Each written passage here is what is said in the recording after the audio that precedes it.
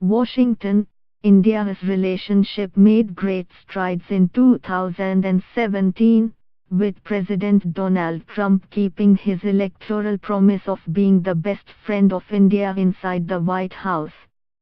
India was the only country for which the Trump administration came out with a 100-year plan, an honor not accorded to even America's top allies.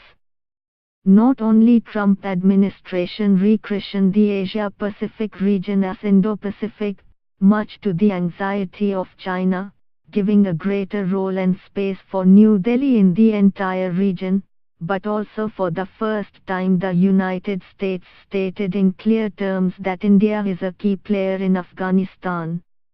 As Trump announced his South Asia policy, giving India a key role in bringing peace in the war-torn nation, in August, for the first time a US president aligned himself with New Delhi's position that terrorism emanates from Pakistan. While many critics would say that it still remains in the realms of rhetoric, top officials of the Trump administration assert that it would be a big mistake on the part of Pakistan if it did not take seriously the words of Trump. President Trump recently released his first national security strategy, which described India as a leading global power and stressed on deepening US strategic partnership with New Delhi and support its leadership role in maintaining security in the Indo-Pacific region.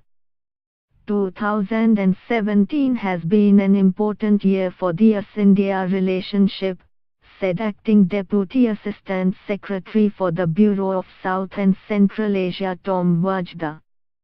United by our common interests and goals, our bilateral relationship in 2017 focused on what we can do together to promote peace and security throughout the world, particularly in the Indo-Pacific, combat terrorist threats, strengthen our defense and security ties, increase free and reciprocal trade, and build out energy linkages, he said.